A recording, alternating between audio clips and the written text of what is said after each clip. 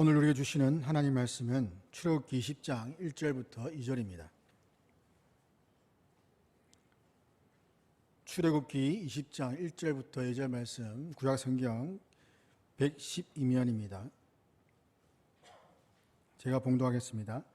하나님이 이 모든 말씀으로 말씀하여 이르시되 나는 너를 애굽 땅 종 되었던 집에서 인도하여 낸 내 하나님 여호와니라. 아멘. 여러분들 중에 하나님은 누구십니까? 라는 질문을 혹시 해보거나 또는 들어보신 분들이 계시는 줄 모르겠습니다. 하나님은 누구신가? 하나님은 어떤 분이신가? 라는 질문에 대한 답을 하기 위해서는 우리 성경을 읽어야 합니다. 성경을 읽고 하나님을 알아야만 이 하나님의 누구신가라는 질문에 답을 할 수가 있는데, 성경은 하나님 말씀으로서 하나님이 어떤 분이시며 또한 어떤 일을 하셨는지를 잘 가르쳐 주고 있습니다. 성경은 두 가지를 가르칩니다. 크게는 하나는 하나님이 어떤 분이신지, 또 다른 하나는 하나님께서 사람에게 요구하시는 본분은 무엇인지를 가르칩니다. 하나님이 어떤 분이시며 어떤 일을 하셨는지, 그것이 우리에게 복음이 되고, 또한 복음을 받은 우리에게 하나님이 율법을 주셔서 이 땅 가운데 어떤 본분, 어떻게 살아야 할지를 가르쳐 주고 있습니다. 그 중에서 십계명은 이 율법을 잘 요약하는 것이라 할 수 있는데, 십계명은 이스라엘이 출애굽한 지 1년쯤 되는 해 시내산에서 하나님과 언약을 맺으면서 하나님이 친히 돌판에 기록하여 주신 계명입니다. 이 십계명 강령은 우리의 마음과 목숨과 힘과 뜻을 다해서 하나님을 사랑하는 것이고, 또 우리 이웃을 우리 자신처럼 사랑하라고 말씀합니다. 그래서 십계명을 단 하나로 요약하면 바로 사랑이라고 할 수가 있습니다. 이처럼 십계명은 우리가 그리스도인으로서 이 땅 가운데 살아가도록 길을 비추어주는 안내하는 등불과 같습니다. 그렇다면 이 십계명을 주신 하나님이 누구신지 이 십계명 서문을 통해서 살펴보고자 합니다. 먼저는 말씀하시는 하나님이십니다. 1절에 보면 하나님이 이 모든 말씀으로 말씀하여 이르시되, 말씀으로 말씀하여 이르시되, 그냥 말씀하셨다가 아니라 말씀에 대한 것이 세 번이나 나오고 있습니다. 이것은 하나님이 말씀하시는 분이라는 것을 강조하는 표현이라 할 수 있습니다. 하나님께서는 19장에서 자신의 그 임재 사실을 알리셨고, 백성들이 하나님께 가까이 오지 못하도록 하셨습니다. 이런 모든 준비를 마치시고 말씀을 시작하십니다. 하나님께서는 이스라엘을 부르시고 택하신 자기 백성으로 삼으시기 위해서 공식적인 언약식을 하시는 겁니다. 이 시내산 언약식에서 하나님은 자신을 절대자 또 전능자로 강조를 하시는데, 이 이스라엘에게 말씀하시는 하나님은 그 강대국 애굽, 그 당시의 강대국이었던 그 애굽의 그 모든 신들, 10가지의 그 재앙 중에 나오는 그 내용들, 그 모든 것들이 그 당시 애굽의 신들로 여겼던 것들인데, 그러한 모든 것들을 다 이기시고 이스라엘을 구원하신 전능자심을 강조합니다. 그리고 거룩한 법을 제정하셔서 그 선포하시는 하나님이 누구신지를 분명하게 보여주고 있습니다. 창세기 1장에는 하나님이 이 천지 창조를 하신 기사가 기록되어 있습니다. 그런데 하나님께서 이 천지를 창조하실 때에 무엇으로 창조하셨느냐를 보면 말씀으로 창조하신 것을 알 수가 있습니다. 창세기 1장에 천지를 창조하신 하나님께서는 이르시되라는 그 표현이 나오는데, 하나님께서 말씀하셨다. 그랬을 때에 그 말씀하신 것이 다 그대로 되었고 하나님 보시기에 좋았다라고 기록합니다. 이처럼 하나님은 다른 신들, 이방에 여러 가지 많은 신들이 있지만 그런 다른 신들과는 달리 말씀하시는 분이시다라는 것을 우리는 알 수가 있습니다. 하나님은 눈에 보여주는 것을 별로 좋아하지 않으신 것 같습니다. 눈에 보이는 것보다 너희들이 귀로 듣는 것을 더 강조하시는데, 왜냐하면 하나님은 형체가 없는 영이시기 때문이고, 또한 말씀하시는 분이기 때문입니다. 솔로몬은 1000번제를 드린 후에 꿈을 꿉니다. 하나님 그 꿈속에 나타나셨습니다. 나타나셔서 묻습니다. 네가 하는 모든 일들을 보니까 내 마음이 너무 기쁘다, 좋다. 혹시 너가 원하는 거 있었으면 말해라. 내가 다 이루어주겠다. 그때 솔로몬이 무엇을 구합니까? 솔로몬은 다른 것을 구하지 않습니다. 원수의 생명도 구하지 않고 부도 구하지 않고 명예도 구하지 않고 하나님이 맡기신 이 백성들을 재판할 수 있는, 재판을 잘할 수 있도록 나에게 듣는 마음을 주십시오 라고 하나님께 구합니다. 그것이 열왕기상에서는 듣는 마음으로 나와 있고 역대기에 보면 지혜라고 나오고 있습니다. 듣는 마음, 하나님 말씀을 잘 듣는 것이 곧 지혜다라는 것을 알 수 있습니다. 주님께서도 말씀하십니다. 말씀을 선포하시면서 들을 귀 있는 자들은 들을지어다. 귀는 다 있지 않습니까? 여러분 귀는 다 있잖아요. 양쪽 귀 잘 들으라고 귀가 두 개가 있습니다. 그런데 여기서 말하는 그 귀라는 것은 우리의 유신의 귀를 말하는 것이 아니라 마음을 말하는 겁니다. 솔로몬처럼 듣는 마음, 하나님의 그 말씀을 들을 수 있는 마음이 있는 자들은 내가 하는 말을 들을 수 있다는 것을 말씀하시는 것이죠. 이 언어라는 것은 인간만이 가지고 있습니다.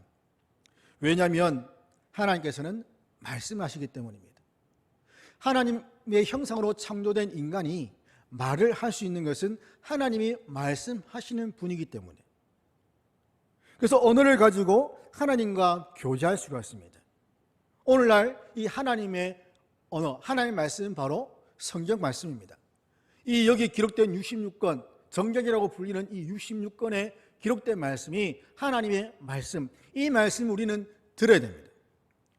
또한 우리 인간편에서는 기도를 통해서 하나님께 우리가 말을 합니다. 말을 해서 하나님과 교제하고 또 하나님의 뜻을 알 수 있는 것이죠. 그러면 여러분들은 얼마나 하나님의 말씀을 이 듣는 일에 힘쓰고 있습니까? 하나님은 성경을 통해서 지속적으로 말씀합니다. 그래서 우리에게 주신 이 성경이 여러분 가정에 많지 않습니까?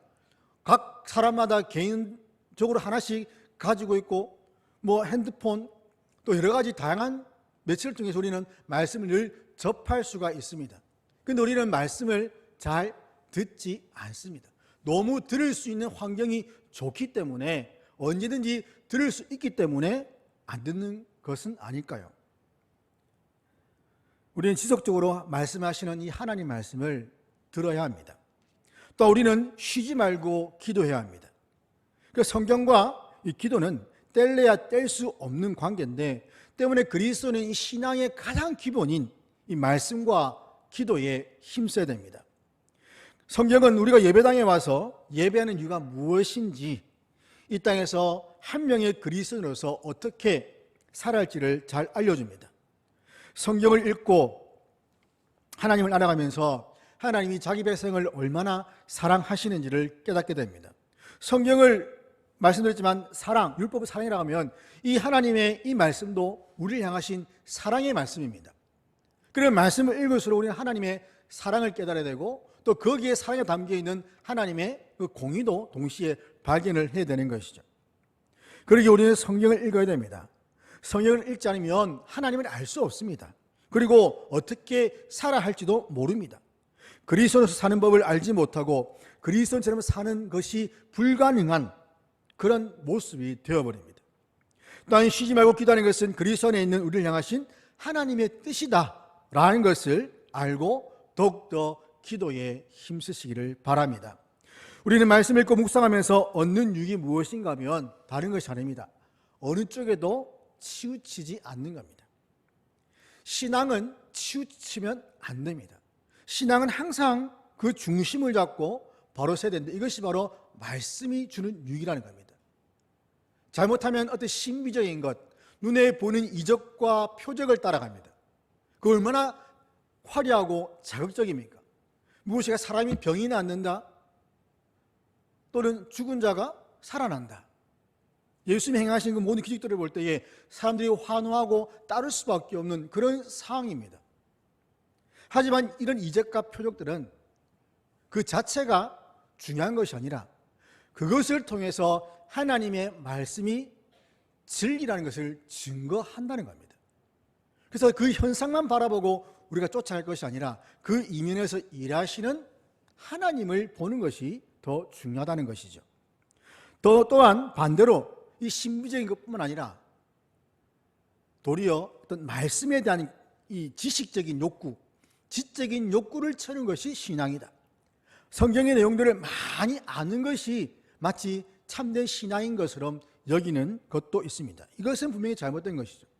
이렇게 되면 이성이 살아있어서 아주 딱딱하고 차가운 그런 신앙이 될 수밖에 없습니다. 말씀과 기도가 서로 균형을 이루는 것이 바로 신앙의 균형을 이루는 겁니다. 말씀만 강조해서도 안 되고 기도만 강조해서도 아닌 이 두 가지가 함께 어우러질 때에 비로소 그 신앙이 바르고 곧게 자라날 수가 있다는 것이죠. 주의 말씀을 듣고 순종하는 자들은 반드시 복을 받는다고 하나님은 말씀합니다. 하나님의 말씀을 듣는 자들은 좌로나 우로나 치수지 않고 바르게 인도를 받기 때문입니다. 그러므로 지금도 말씀하시는 하나님, 그 말씀하시는 하나님이 우리에게 들려주시는 그 말씀을 통해서 우리 땅 가운데 하나님의 백성으로서, 하나님의 자녀로서, 그리스도의 제자로서 살아감에 감사하고 주님만 찬양하는 저와 여러분이 되기를 주의 이름으로 축원합니다. 두 번째는 구원하시는 하나님이십니다. 2절 보면 나는 너를 애굽 땅에서 종되었던 집에서 인도하여낸 내 하나님 여호와니라. 이 서문에 보면 이스라엘에게 십계명을 주시기 전에 그 법을 제시하시는 분이 누구신가, 그리고 그 법을 받는, 그 법을 수여받는 이스라엘과의 그 관계가 어떤지를 먼저 밝히고 있습니다. 여기서 나는 내 하나님 여호와다, 여호와라는 단어가 나옵니다. 이는 뜻이 나는 스스로 있는 자다라는 의미죠. 하나님께서는 항상 계시는 분, 태초 이전, 창조 이전부터 스스로 계신 분, 어떤 것을 의존하지 않고 스스로 계신 분임을 선포하시는 겁니다. 또한 너의 하나님이라는 것은 하나님과 이스라엘 관계가 끊을 수 없는 너의 하나님, 나의 백성, 아주 긴밀한 관계가 있음을 보여주고 있습니다. 하나님께서는 이스라엘을 자기 백성으로 삼으셨을 뿐만 아니라 그들을 하나님의 거룩한 백성답게 만드시기 위해서 계명을 주시기 전 다시 한번 이 이스라엘과 자신과의 관계, 그 유대감을 표현하고 있습니다. 즉 내 하나님 여호와라는 말로 강조하고 있는 겁니다. 이런 유대감은 오늘날 하나님의 백성으로 부름받은 저와 여러분에게 이어지고 있습니다. 바로 나의 하나님이 되셨다는 겁니다. 우리가 하나님이라 부를 때 그 하나님은 멀리 계신 분이 아니라 바로 나의 하나님, 내가 믿고 고백하는, 나를 만드시고 나를 구원하신 바로 그 하나님, 그 하나님이 나의 하나님이라는 것을 우리가 고백하고, 우리는 그 고백한 그 하나님, 나의 법인 성경 말씀을 지켜야 한다는 것을 기억해야 합니다. 그렇다면 왜 애굽 땅을 종되었던 집이라고 표현하겠습니까? 이 애굽 땅은 이스라엘 백성들이 문자적으로 말 그대로 종살이했던 나라였을 뿐만 아니라 저의 영적 노예를 상징하고 있기 때문입니다. 이스라엘 백성들이 430년 동안 그 노예 생활을 하면서 엄청난 고난과 고통을 받았습니다. 하지만 하나님께서 그들을 사랑하셔서 그 수가 엄청난 한 민족을 이룰 수 있을 만큼의 수로 늘어나게 하셨고, 그리고 때가 됐을 때에 그들을 구원을 하셨는데, 하지만 그들에게 440년 기간 동안 육체뿐만 아니라 정신적으로도 이 이방 우상의 지배받았다는 것을 우리가 알 수가 있습니다. 그래서 애굽은 자유를 빼앗긴 감옥, 하나님의 보호에서 벗어난 절망의 장소, 또 하나님의 은혜를 무시하는 타락과 부패의 장소, 또 영원한 멸망을 받은 세속 도시를 상징합니다. 그러기에 이러한 애굽과 같은, 이러한 멸망받을 곳, 세속 도시와 같은 이러한 곳, 우리가 구원받기 전에 속해 있었던, 하나님을 알지 못했을 때에 있었던 그 장소, 그것을 우리는 결코 지향해서는 안 됩니다. 세상은 생명과 진정한 희락, 영원한 생명과 안식을 발견할 수도 없고, 또한 우리에게 그러한 것들을 제공할 수도 없습니다. 우리는 오직 젖과 꿀이 흐르는 약속의 땅 가나안, 영적 가나안 땅, 즉 하나님의 그 나라를 지향함으로써 우리 참된 복과 영생을 이 땅 가운데서 누리는 그런 경험을 해야 합니다. 인도라는 것은 올라오다, 끄집어내다 또는 분리시키다라는 의미가 있습니다. 이것은 출애굽 역사가 전적으로 전능하신 하나님, 창조주이신 하나님의 의지와 주권에 이루어졌음을 보여주고 있습니다. 하나님은 노예였던 이 이스라엘 백성들을 찾아가셨습니다. 먼저 찾아가셨습니다. 그리고 그들의 손을 잡고 그 절망의 구렁텅이, 정말 멸망받을 수밖에 없는 그 애굽 땅에서 건져 올리시고 끄집어내어서 가나안 땅으로 인도를 하시는데, 이처럼 구원이라는 것은, 기독교에서 말하는 구원은 하나님이 먼저 찾아오시는 겁니다. 하나님이 먼저 찾아오심으로 시작됩니다. 복음이 우리에게 먼저 들려짐으로 우리가 믿게 되는 것이죠. 내가 믿어야지 라는 것으로 믿어지지 않습니다. 자신도 모르는 사이에, 어릴 적이라든지 모르는 사이에 그 하나님 말씀이 그에게 들려졌기 때문에 그 마음 가운데 하나님의 성령께서 감동하셔서 그가 예수님을 믿게 되는 것이지, 내가 내 의지로 믿을 수 있는 것은 결코 아니라는 것이죠. 하나님이 먼저 찾아오셔야만 됩니다. 우리 이전의 삶을 보면 어떻습니까? 죄와 사망의 그 감옥에 갇혀서 죽음을 향해 가고 있는데, 그럴 때 하나님 우리를 찾아오셨다는 겁니다.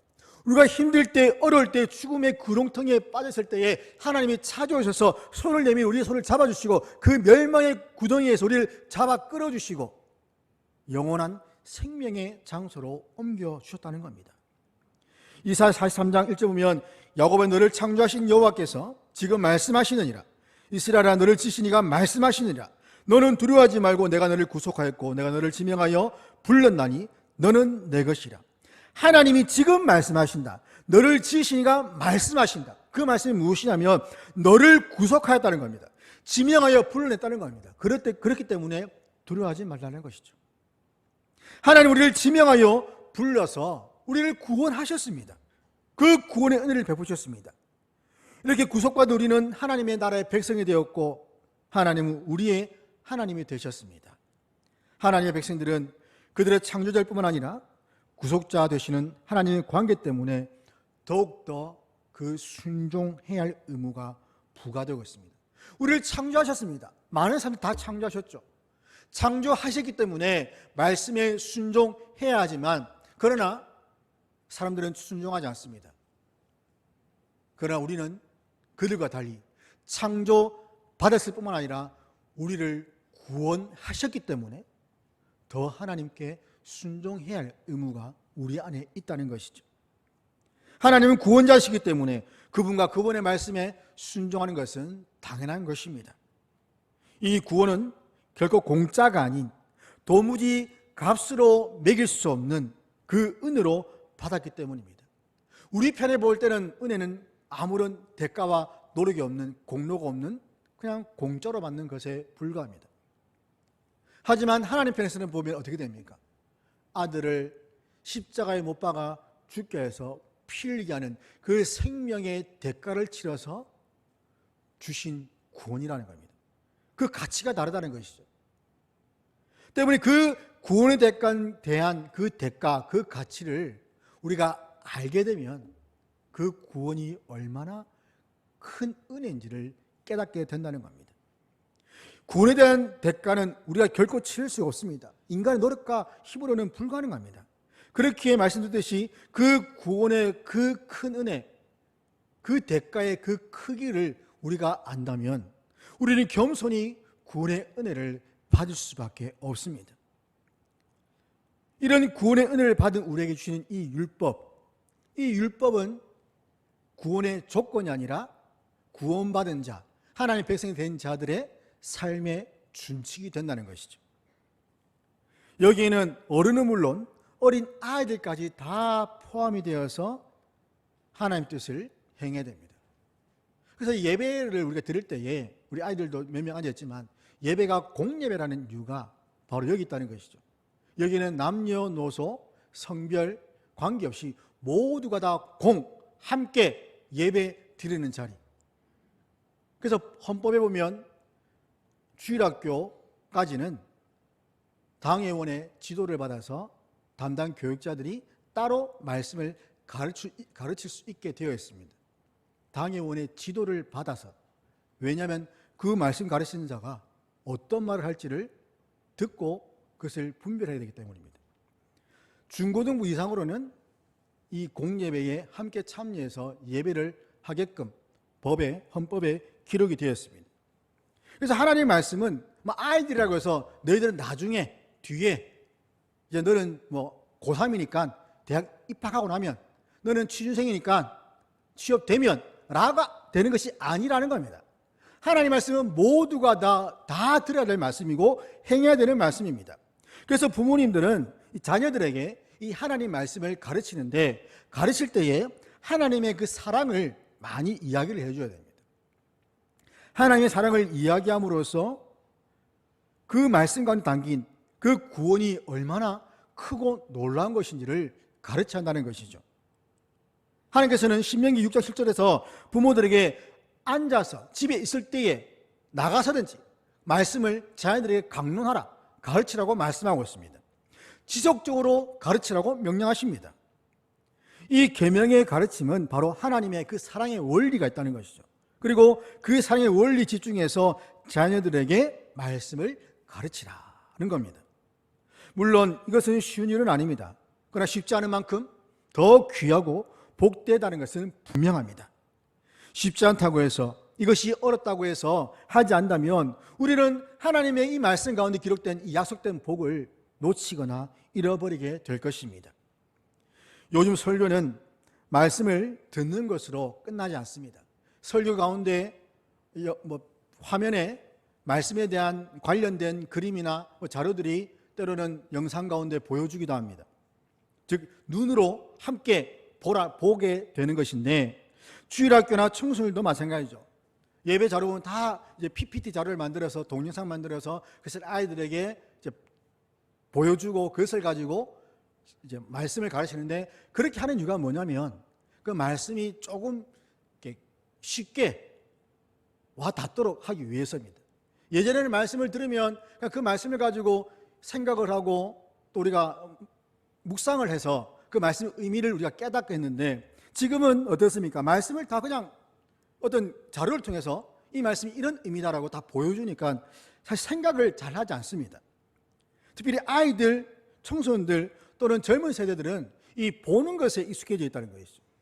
아주 그들의 문화는 직관적이어서 듣는 것보다 눈에 바로 들어와야만 이해가 된다는 겁니다. 그 눈으로 보고 만지고 그런 게임들, 그런 영상들에 익숙하다 보니까 더 그런 현상이 심한데 이 아이들이 듣는 것, 생각하는 것, 말하는 것 아주 힘듭니다. 그러니까 기도를 시켜도 몇 마디 나오지 않습니다. 주셔서 감사합니다. 죄 짓지 않게 해주세요. 예수님 이름으로 기도합니다. 아멘. 저희 집 애들이 그렇게 기도하거든요. 기도하라면. 조금 길면 이제 좀 갖다 붙이는데 아주 물론 안 하는 것보다 낫겠지만 두세 문장으로 끝난다는 것은 생각을 안 한다는 겁니다. 생각이 없다는 소리가 아니라 하나님의 말씀에 대해서 하나님에 대해서 생각을 잘 하지 않는다는 것이죠. 생각하는 것이 어렵다는 겁니다. 말씀을 읽고 이 뜻이 이 말씀이 무엇인가라는 그런 생각 자체가 할 수 없을 만큼 약해져 있다는 겁니다. 생각이 훈련이 안 됐기 때문이죠. 그래서 부모님들이 함께 말씀을 읽고 나누면서 특별히 가정 예배를 통해서 이 하나님에 대한 이야기들을 많이 해줘야 됩니다. 우리 부모들은 이 자녀들이 요셉과 다윗 또는 다니엘처럼 아주 사회적으로 보면 되게 높은 위치, 성공한 사람들이지 않습니까? 요셉도 아주 극적인 드라마와 같은 삶을 살았지 않습니까? 어린 나이에 잡혀가서 노예 생활과 종살이 한 후에 어느 한순간 인생 역전을 해서 한나라의 총리가 되고 다윗도 마찬가지죠. 광야 생활하며 쫓겨다니다가 왕이 되고 다니엘도 많은 어려움이 있었지만 여러 나라에 인정받아 총리가 되는 그래서 사회적으로 아주 성공한 위치에 있게 되는 것을 바라는데 심지어 신앙도 그렇게 성공한 자리에 오르기 위한 하나의 방편으로 생각하는 부모들도 있다는 겁니다. 너희들이 예수 잘 믿으면 이렇게 돼 라고 가르칩니다. 그러나 예수 잘 믿으면 성공한다. 이 공식은 맞지가 않다는 겁니다. 거기에 과정에 뭐가 있어요? 고난이라는 과정에 빠졌다는 것이죠.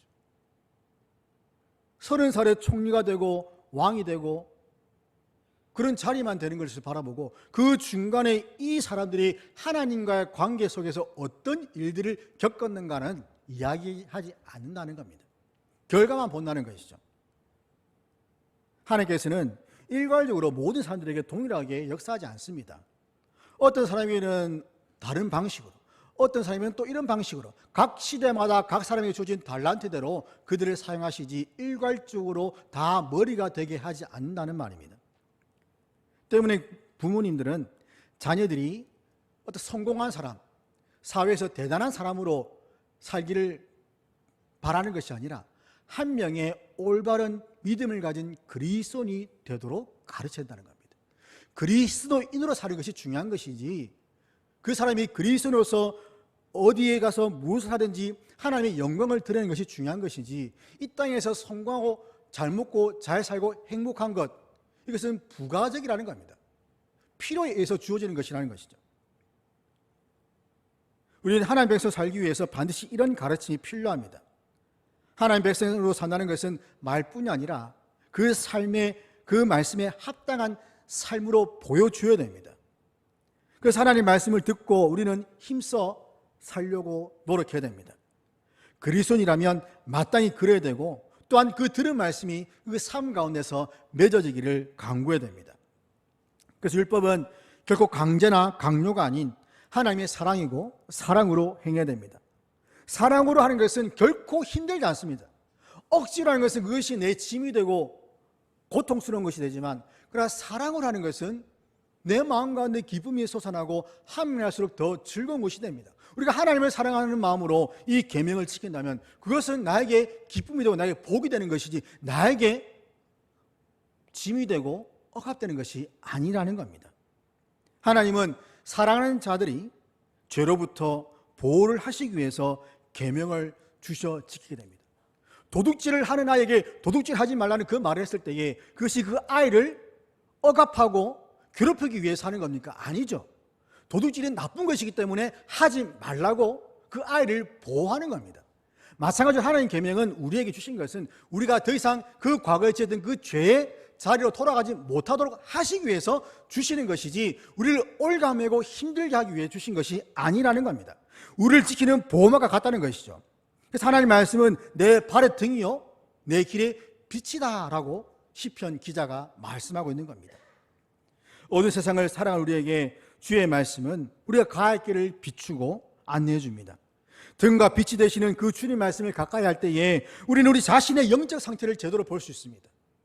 어두운 곳에 빛을 비추면 그 더러운 것이, 그 장소가 밝혀지면 거기는 모든 것들을 다 볼 수 있듯이, 하나님의 말씀이 우리에게 비춰질 때에 우리가 가지고 있는 그 모든 정결하지 못한 것들, 그런 것들을 보면서 우리는 그것을 해결하려고 하겠죠. 그 해결 방법이 바로 예수님의 그 은혜, 그 구원의 은혜라는 겁니다. 우리가 우리 자신의 죄가 얼마나 더럽고 부패한 것인지를 말씀을 통해서 제대로 보고 파악을 해야 됩니다. 우리는 과거에 허물과 죄로 죽었던 사람들이었습니다. 그러나 하나님께서 그 아들을 통해서 우리를 살리셨습니다. 우리가 하나님께 받은 그 은혜는 과거 이스라엘이 하나님께 받은 그 은혜보다 훨씬 더 크고 놀라운 겁니다. 그들은 예수님을 보지 못했지만, 그러나 우리는 예수님을 말씀을 통해서 보고 경험하고 만난다는 것이죠. 그러기에 더 크다는 겁니다. 때문에 우리가 하나님의 말씀에 대해서 기뻐하고 자원하는 마음으로 순종하는 것은 당연한 일입니다. 우리가 하나님의 말씀을 거부하고 자기 마음대로 살려고 한다면 그것은 은혜를 모르는 배은망덕한 모습입니다. 사람들 사이에서도 은혜를 모르는 사람들을 가리켜서 짐승만도 못하다, 비난하고 뭐라 하지 않습니까? 심지어 금수도 그 은혜를 알고 보답한다고 합니다. 그렇다면 그 사람이 베푼 그 은혜와 비교할 수 없는, 그 놀랍고 크신 그 하나님의 그 은혜를 잊고도 하나님 말씀에 불평하고 원망하고 불순종한다면 하나님께 은혜 받은 사람이라고 말할 수가 있겠습니까? 도리어 하나님께 버림받게 될 것입니다. 고린도전서 6장 20절 보면 너희는 값으로 산 것이 되었으니 그런즉 너희 몸으로 하나님께 영광을 돌리라. 우리는 하나님의 그 아들의 대속으로 말미암아 값으로 산 자들입니다. 그러기에 우리의 삶은 하나님의 영광을 위해서 사는 것이 되어야 됩니다. 하나님께서 베푸신 그 구원의 은혜에 감사하며 하나님께 예배하는 예배자로 살아가야 됩니다. 하나님은 자신만을 섬기고 말씀에 순종하는 것을 기뻐하기 때문입니다. 그래서 십계명 뒤에 나오지만 1번부터 4번까지 하나님과 하나님에 대한 예배에 대한 것이 나와 있습니다. 우리는 참 예배 대상이신 하나님을 온전히 예배하는 일에 집중해야 됩니다. 레위기 11장 45절에 보면 나는 너희 하나님이 되려고 너희를 애굽 땅에서 인도하여 낸 여호와라.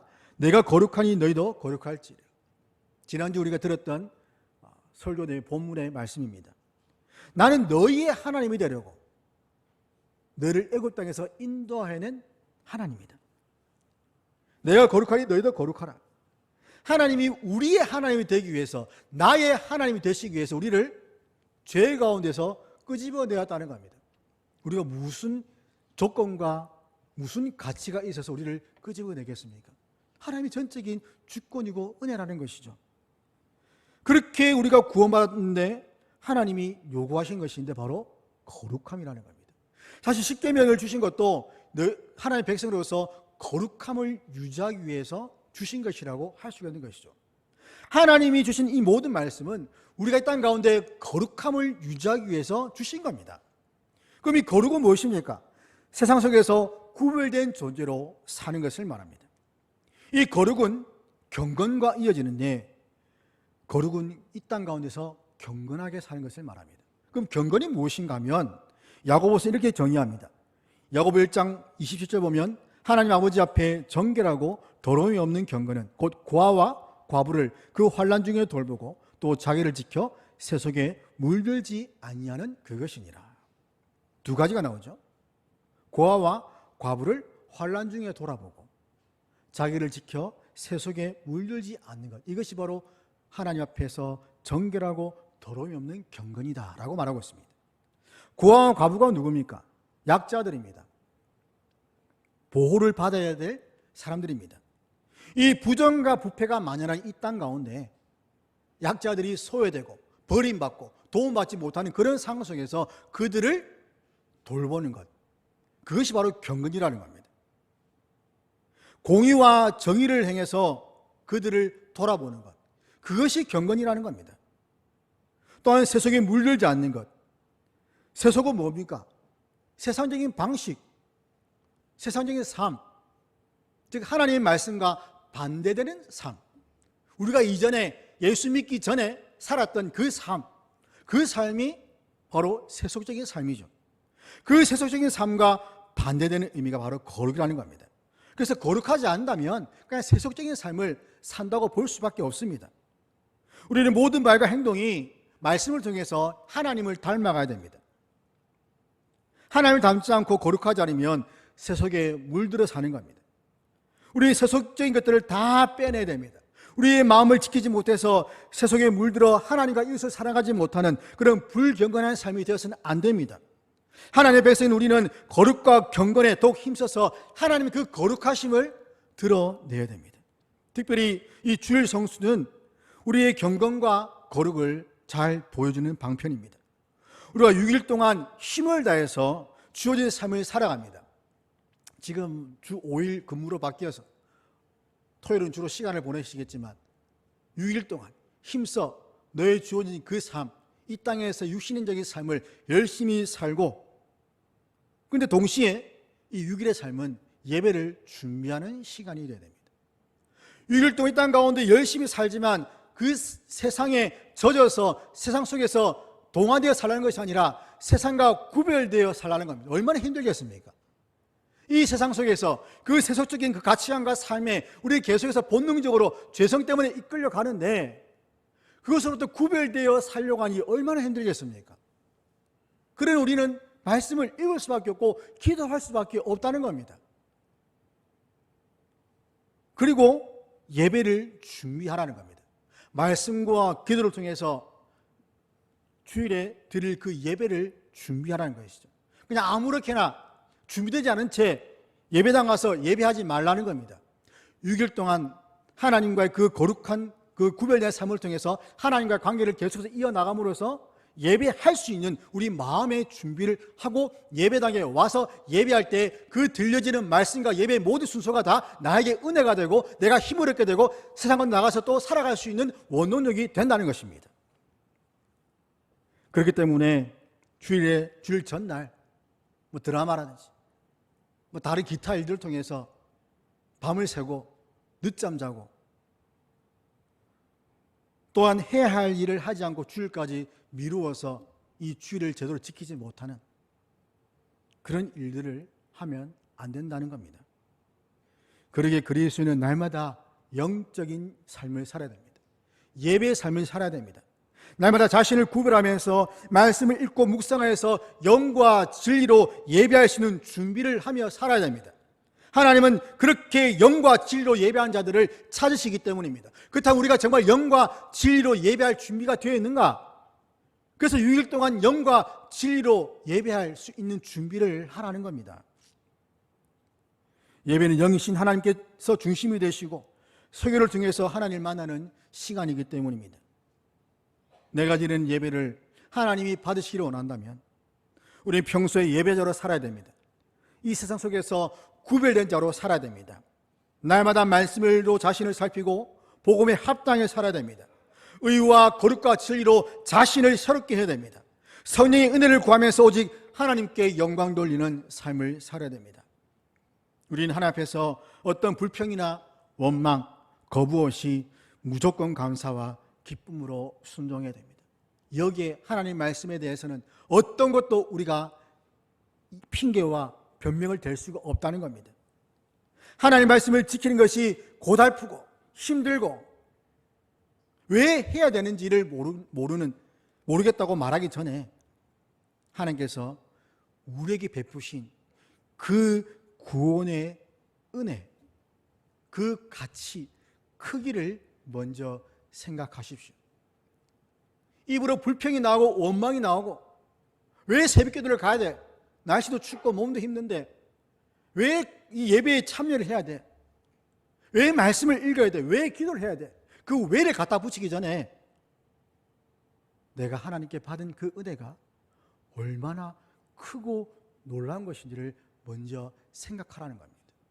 그것이 없으면 우리는 늘 불평과 원망만 하는 신앙생활을 하다가 결국에는 우리의 생을 마감하게 될 것입니다. 하나님은 우리에게 놀라운 구원의 은혜를 베풀어 주셨습니다. 자기 아들을 십자가에 못 박아 죽이시면서까지 우리에게 구원의 은혜를 베풀어 주셨습니다. 그 구원의 은혜가 우리에게 얼마나 큰지를 우리는 말씀을 통해서 알 수가 있고 말씀을 통해서 다시 한번 그 구원의 감격을 깨달을 수가 있게 되는 것입니다. 그러므로 우리에게 이 구원의 큰 은혜를 베푸신 하나님을 날마다 찬양하고 그 말씀을 기뻐하며 하나님을 경외하며 살아가는 저와 여러분이 되기를 주의 이름으로 축원합니다. 하나님, 저의 모든 것을 아시고 죽음에서 건져내셔서 새 생명을 주신 은혜에 감사합니다. 새 생명과 새 신문으로 하나님의 백성다운 삶을 살아가도록 은혜를 주시고 성령께서 말씀에 순종할 수 있도록 저희의 마음을 주장하여 주시옵소서. 하나님의 은혜에 항상 감사하며 살아가는 저희 모두가 되게 하여 주옵소서. 우리 주 예수 그리스도의 이름으로 기도드립니다. 아멘.